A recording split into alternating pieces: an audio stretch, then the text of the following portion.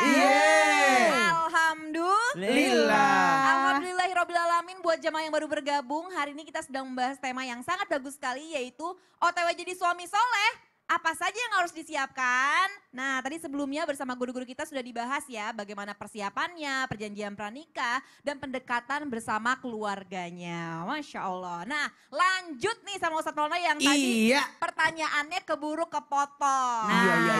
Dengan tahu itu tadi ya. Iya. Beli tahu di Kenya. Jauh banget beli tahunya. Makanan favorit saya itu tahu. Oh. Masya Allah. Jadi kalau nanti ada menantu saya mau datang ke saya. Harus bawain tahu ya. Nah benar tuh. Nah Ustadz Maulana ini ya sekali lagi pertanyaannya. Katanya seorang laki-laki itu kalau mau menikahi seorang wanita harus mempunyai amunisi yang kuat. Nah sebenarnya apa sih amunisi yang harus dipersiapkan bagi seorang laki-laki ketika ingin menikahi seorang wanita? Mohon izin silakan Ustadz Maulana. Makasih banyak izin Ustaz Sam, Bunda Lulung. Baik, bismillahirrahmanirrahim. Membicarakan tentang amunisi apa, persiapan apa, bekal apa yang harus dibawa ada dalam artian kalau di Makassar namanya erang-erang. Erang-erang apa tuh Ustadz? Seserahan. Oh. Atau kalau biasanya pas dia laloi, siapkan 3. Aju, ukaju, aju-aju. Apa itu Ustadz Maulana? Aju itu baju, Baju. ukaju itu makanan nafkah. Kemudian yang ketiga adalah aju-aju adalah Aju-aju. tempat tinggal. Oh. Nah, itu. Nah dalam artian kalau kita tarik garis besarnya yang harus disiapkan ada 3. Yang pertama, siapkan ilmu agama. Ar-rijalu qaumuna 'alan nisa. Karena laki-laki akan jadi apa? Akan jadi sosok yang bertanggung jawab. Maka bukan lihat dari materinya, lihat dari mapannya. Yang mana dulu? Mapan atau tampan apa lagi? Takwa. Tajir. Yang mana dulu? Harusnya menikahlah, carilah laki-laki soleh. Masya Allah. Carilah wanita soleha.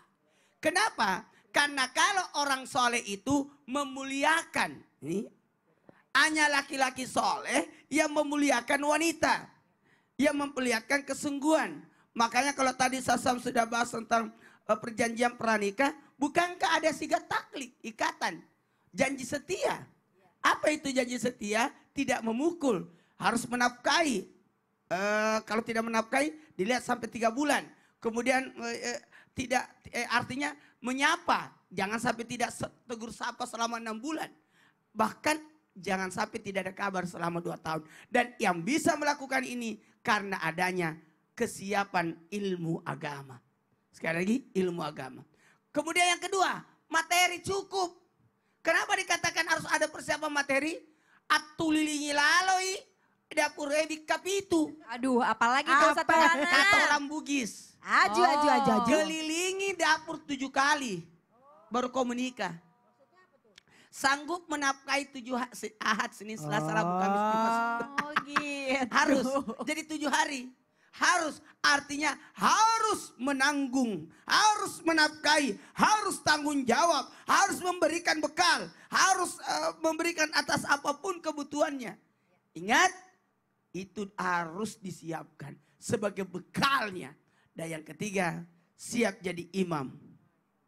Imam itu adalah jadi panutan, teladan. Imam itu senantiasa mengayomi. Tadi saya jadi imam salat subuh. Kenapa saya tambah surahnya? Sebenarnya surah sudah selesai. Tapi karena ada yang terlambat, saya tambah 3 surah di belakangnya. Siapa tuh yang terlambat? Ada yang terlambat datang, jadi saya tambah 3 surah. Itulah teknik atau akhlak seorang imam. Akhlak seorang imam jangan langsung takbir, lihat dulu. Itulah sosok suami harus melihat siapa yang ikut padanya. Makanya rumah tangga itu bagaikan perahu, maka nahkodanya adalah suami.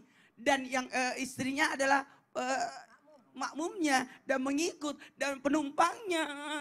Dan ingat perahu itu banyak ombaknya, maka perlu ada keyakinan. Selain imam itu adalah pemimpin, ke depan tapi juga sebagai bagaimana bisa mengayomi semuanya. Masya Allahu Akbar.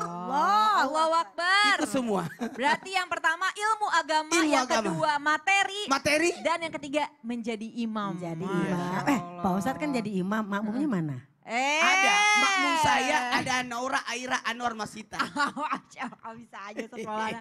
Makasih banyak Ustadz Maulana. Ustadz Syam. Lanjut nih. Lanjutannya. Pertanyaannya makin seru nih Ustadz Syam. Kan tadi Ustadz Maulana sudah menjelaskan ya guru kita bahwa amunisi yang kedua itu salah satunya adalah materi. Nah, kenapa sih Ustadz Syam harus banget dipersiapkan materi ini? Karena memang banyak kan orang-orang jadi menunda pernikahannya karena aduh belum mapan nih gue. Nah, itu sebenarnya harus kayak gimana sih Ustadz mempersiapkan materi tersebut? Mohon izin Ustadz Syam. Bismillahirrahmanirrahim. Tabe guruku Ustadz Maulana, Ustazah Lulung, Kak Aca, serta guru-guru kami yang dimuliakan Allah Subhanahu wa taala, serta teman-teman yang mungkin mau menikah, niatnya sudah ada, ya tekadnya sudah ada, namun ternyata terhalang karena faktor materi tadi. Lalu kita mau mengatakan bahwasanya seberapa penting faktor materi ini sehingga seseorang bisa menikah. Karena dalam Al-Quran disebutkan bahwa kewajiban menafkahi memang adalah kewajiban daripada sang suami. Ar-rijalu qawwamuna 'alan nisa'i bima faddalallahu ba'dahum 'ala ba'd wa bima anfaqu min amwalihim. Memang dibebankan bagi suami untuk menafkahi keluarganya. Maka kalau ditanya seberapa penting materi itu, sangatlah penting. Karena ada yang namanya kewajiban, tanggung jawab menafkahi daripada suami kepada istrinya. Itu yang pertama. Yang kedua, bagaimana jika lo ternyata pas-pasan orangnya. Dalam Al-Quran disebutkan, liyunfiq dhu sa'atan min sa'ati. وَمَنْ قُدِرَ عَلَيْهِ رِزْقُهُ فَلْيُنْفِقْ مِمَّا آتَاهُ اللَّهُ.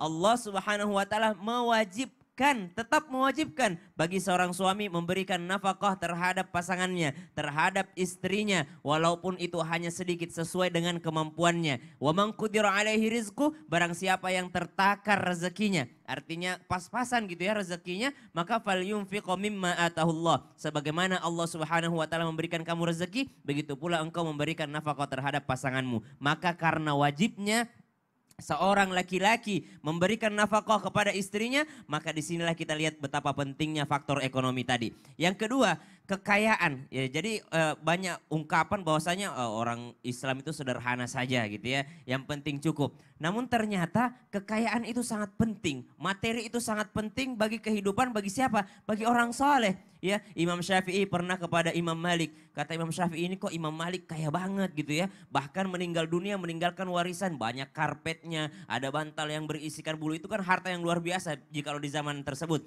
Bahkan saking kayanya Imam Malik membiayai Imam Syafi'i untuk berangkat kepada gurunya. Sampai di gurunya tadi dia melihat, nih guru saya yang saya datangin ini tiba-tiba sedang mengatur uang, mengatur harta di mejanya. Lalu terlihat wajah Imam Syafi'i berubah. Maka kata gurunya, mungkin engkau melihat aku sedang mengatur harta, lalu engkau berpikir bahwasanya kenapa orang soleh harus kaya raya. Kalau begitu, kalau kau nggak setuju saya kaya raya, berikan semua harta ini kepada orang-orang jahat. Lalu Imam Syafi'i berpikir, betul juga ya, maka lebih penting orang soleh menjadi orang kaya daripada kekayaan tersebut jatuh kepada orang fasik. Karena kalau kekayaan jatuh kepada orang yang buruk, maka dipakai untuk keburukan. Tapi kalau kekayaan jatuh kepada orang soleh, maka dipakai untuk kebaikan. Seorang laki-laki menjadi seorang laki-laki yang kaya raya, maka hartanya akan mengalir dengan benar. Kemana hartanya? Kepada pasangannya yang menjadi kewajibannya, kepada tetangganya yang menjadi kewajibannya berbuat kebaikan kepadanya, kepada orang tuanya, kepada orang-orang yang membutuhkan. Maka materi itu sangat menopang yang namanya kehidupan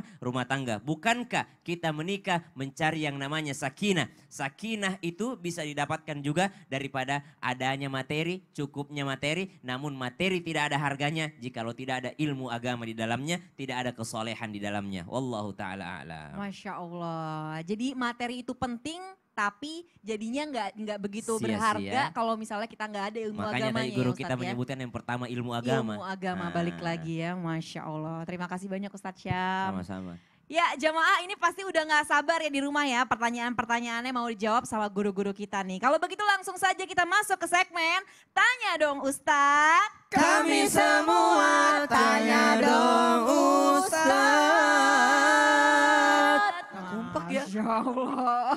Oke, Suara nadanya 1, 2, 3, 4. nadanya kurang pas ya. Ya, pertanyaan pertama ya, ini dari hamba Allah.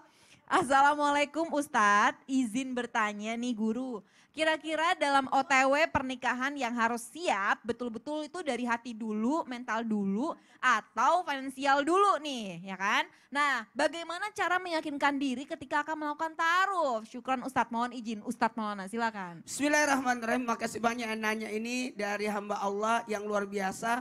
Mengajarkan buat kita untuk baiknya harus meluruskan niat. Jangan pernah mempermainkan perkawinan. Jangan pernah mempermainkan perceraian. Jangan pernah mempermainkan yang namanya rujuk. Karena 3 hal ini adalah bagian daripada tanggung jawab yang ada ikatan di dalamnya. Ikatan suci. Ingat, jadi apa yang harus disiapkan? Luruskan niatnya dulu. Luruskan niatnya. Karena gini, kamu ini makanya terus terang kalau mengenal seseorang, mohon maaf, ini hati-hati kita mengucapkan sesuatu. Karena ketika sudah keluar kata-kata itu bukan kita yang memiliki lagi. Kemudian siapkan diri kita. Kemudian paling penting harus ada tahapan. Makanya kalau berkata ta'aruf berarti harus ada tahapan. Ya. Setelah ta'aruf, itba, lamaran baru gitu. Kan? Oh, berarti harus sesuai nih Sesuai, tahapan-tahapannya ya Ustadz harus Maulana punya ya. tahapan. Kalau tidak punya tahapan, ngapain ta'aruf? Ya, Masya Allah. Ya, semoga terjawab ya jamaah ya. Kembali lagi dari awal adalah luruskan niatnya. Ya, lanjut pertanyaan kedua dari hamba Allah. Assalamualaikum Ustadz Ustazah, saya akan menikah. Tapi calon saya dulunya beda agama nih. Alhamdulillah sekarang dia sudah mualaf. Tapi orang tuanya tidak merestui dia jadi mualaf sehingga calon saya dikucilkan oleh keluarganya termasuk orang tuanya sendiri. Apakah saya berdosa karena memutus hubungan orang tua dan anak? Mohon izin dijawab dengan tausiah. Ustazah Lulung silahkan. Terima kasih Kakak Aca, mohon izin Ustadz semuanya. Jamaah, Yeay. oh jamaah. Iya. Alhamdulillah. Nah, jadi yang namanya kita menikah ini adalah menikahi keluarga tadi ya. Ini ada dalam kitab Ibnu Katsir, kejadian ini sama dengan Sa'ad bin Malik. Ketika beliau juga mu'alaf sempat dikucilkan. Maka sebagai seorang istri yang baik, yang namanya seorang laki-laki ini adalah milik ibunya ya. Jadi dalam salah satu hadis dari Aisyah radhiyallahu anha mengatakan apa? Wahai Rasulullah, bagaimanakah yang namanya seorang wanita dia harus taat kepada siapa ketika dia sudah menikah? Maka Nabi menjawab, dia harus taat kepada suaminya. Dan bagaimana dengan anak laki-laki? Dia bertanggung jawab dengan siapa? Maka dia bertanggung jawab kepada ibunya. Karena anak laki-laki adalah milik ibunya. Jadi ya sayangku, kalau yang namanya kita sudah menikah, kemudian suami kita mu'alaf, alhamdulillah.